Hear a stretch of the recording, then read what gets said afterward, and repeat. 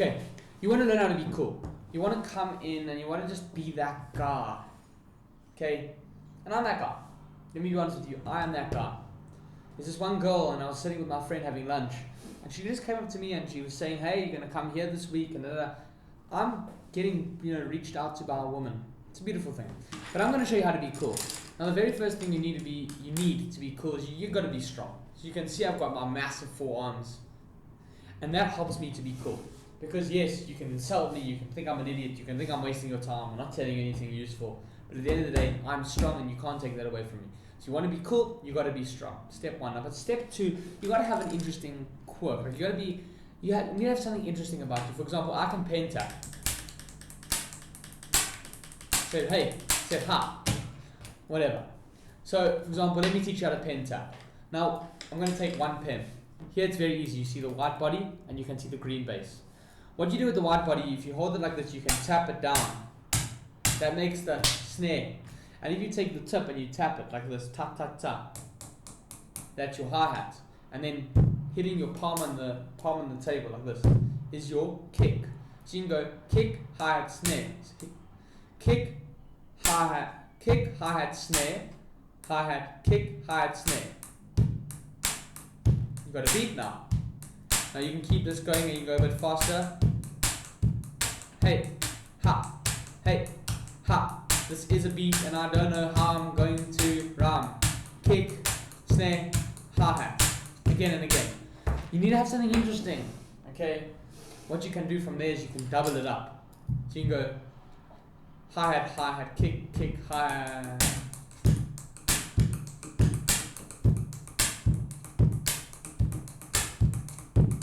Like that.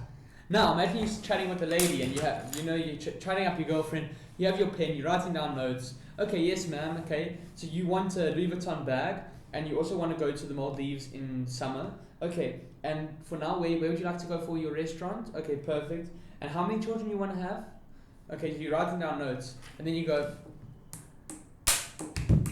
I don't care about your requests. I don't care about your Louis Vuitton bag. Because I have a job and I work 9 to 5, so leave me alone. That's how you be cool. Now there's a difference between being a geek and a nerd and being a bozo and being cool. Okay, for example, that right there was like kind of bordering on being a geek, but then also being cool, which is interesting. And you got to know where your fine line stands. Because if you want to be cool, you got to be different. Now it's one thing that you can chat and talk and da da da. But here's a little secret. You want to know how to sound cool? Okay, let's just assume you're a nerd. You're small, you're skinny, nothing. Nobody thinks anything else. You've done nothing special in your life. Here's a simple trick for you. Go and live life. For example, I've made these YouTube videos. So now, I've got something to talk about. I can tell people, I made 409 videos. I have 470 hours of watch time and I have 450 loyal subscribers. For example, I've lived life. I've had an experience and I've got stuff to talk about. And I've done hard things. For example, the one time I was selling things online, right? And I was buying from the one company and selling it to the other company. And what happened was I was buying from the one company, but they had a minimum order value. So I've done exactly, it's going to be $20. And my order value was $18. So I had to push it up from $18 to $20 to get the free shipping. That's how I made the profit, getting the shipping for free, and then I get that extra $2 or whatever as profit. So what I did was I ordered the stuff and I added on a box of chocolates, like a chocolate box. It came with Twix. And so obviously all the products came, I sent it to the other company. And 2 days later, the chocolate box came. Apologies, I'm a bit tired. And 2 days later, the chocolate box came. What happened was, I gym well and I eat and everything. I make sure I'm regimented and I'm disciplined in that manner. What happened was I ended up eating the whole box of chocolates, polished it off. In fact, it got so extreme I made a video because who the hell had 10 chocolates? Each chocolate was 400 calories, and that's about 4,000 calories in total. Big problem. And I felt nauseous. I felt like I was going to die because I had so many chocolates. But here's what happened next. I went to the community centre with my father because we like to go there from time to time. There's a gym and there's not a community centre, but just like there in our area. And when I was there, I said to him, we weren't really speaking, but I was like saying to myself and saying to him, I feel terrible. I ate chocolates. And then there was another guy there. He's a good friend of mine. And his name's Saul. And Saul and I was saying, I ate all these chocolates. I feel so nauseous. And he says, yes, man, if you ate all these chocolates, you're going to be sick. So then I said to myself, okay, each chocolate was like 400 calories. In total, I've had 4,000 calories. If I run 10 kilometers, then maybe I can burn 600 calories. I don't know. At least it's better than nothing. And I won't feel sick. So I took a few bottles of water. I started just chugging down the water just to get rid of all the toxins. And again, I hadn't eaten chocolate for 3 months, 4 months. So it's poison in my system. And I had to get rid of it, get rid of all that disgusting chocolate, all that poison. Terrible.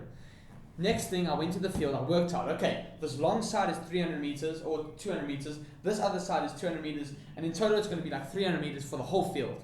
So I decided I'm going to run around 35 times. Honest to goodness, I ran around 1, 2, 3, 4, 5. Even counting from 1 to 35 takes forever. Now imagine running it. And I ran around 35 times. That's what makes me cool.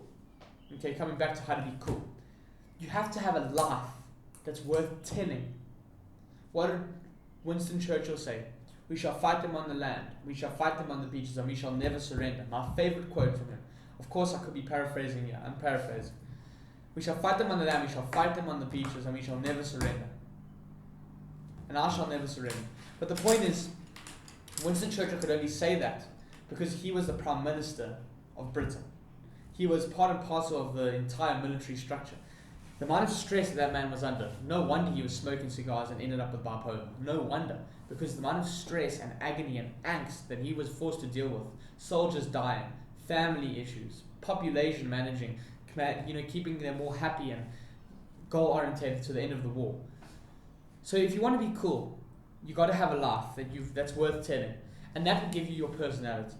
For example, for years, I went to industrial areas within my country to buy stock and Being on the streets and basically being on the streets. For example, I'll tell you one more thing before we go, because time's running out. When I was younger, I knew that there were Uber drivers. They get on their motorbikes and they deliver food around town. And I knew that they had earphones. What I did was I went to the industrial side of town. They have a lot of these like Chinese shops there. So I got cheap headphones. And I was on the street going from Uber driver with his motorbike to motorbike saying, hi sir, would you like to buy some earphones? Or would you like to buy air freshener for your car? And I did that. I've been on the streets. Really, I have. Selling things on the streets. I know what it's like to live on the bones of my ass. Really. Being poor, being on the streets and servicing these people. But now, that's an experience that I've had. And that's what makes me cool. Doesn't matter. The problem is if you're a nerd, if you're so skinny, people assume you know nothing. That's why you have to be strong. Now you can see I'm one of those guys who is strong, who's getting strong. But I've lived a life, and that's what makes me cool. It's not about how you speak or whether you smoke or comply with the group. You want to be cool, you got to be your own person. And I've come to terms with the fact that I have to develop my own personality. And how am I going to do that? Just by living life more, as I always say, and telling you personal stories. Enough about copying other people's style or being inauthentic. This is me, and this is why I'm cool.